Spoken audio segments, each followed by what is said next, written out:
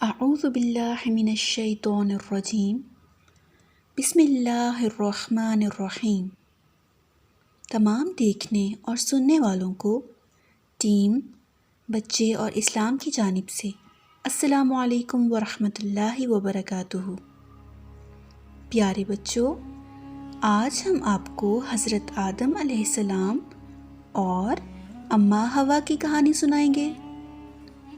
کیا آپ کو یاد ہے کہ ہم نے آپ کو بتایا تھا کہ جب ابلیس نے اللہ کی بات نہیں مانی تھی اور حضرت آدم علیہ السلام کو سجدہ کرنے سے انکار کیا تھا تو اللہ نے ابلیس یعنی شیطان کو جنت سے نکال دیا تھا۔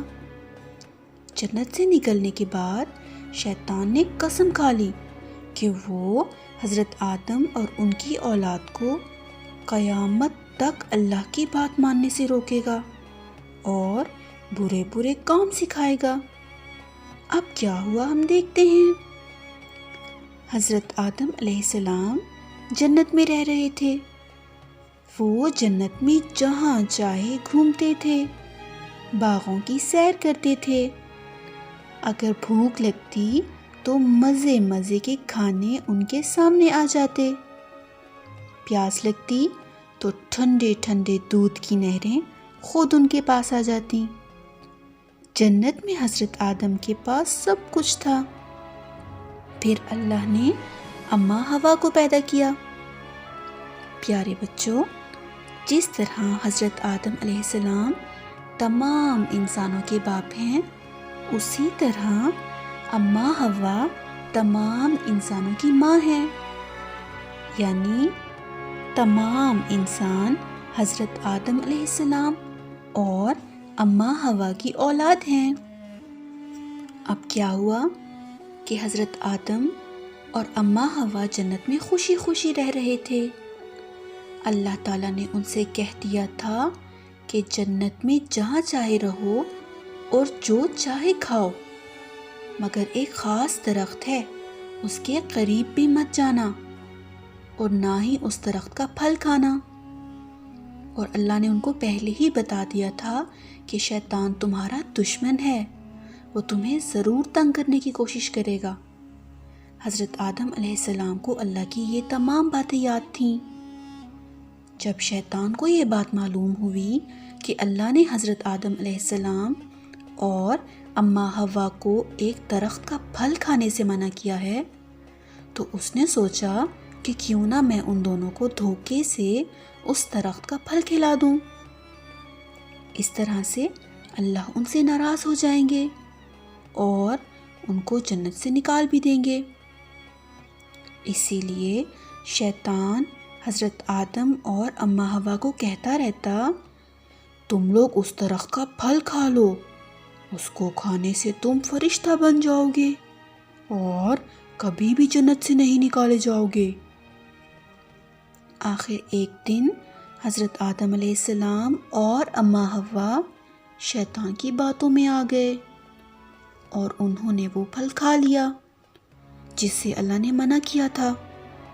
جیسے ہی انہوں نے وہ پھل کھایا تو اللہ نے ان سے جنت کی ساری نعمتیں واپس لے لیں اور ان سے کہا کہ میں نے تمہیں منع کیا تھا نا کہ اس درخت کا پھل نہ کھانا اور شیطان کی باتوں میں نہ آنا، وہ تمہارا دشمن ہے۔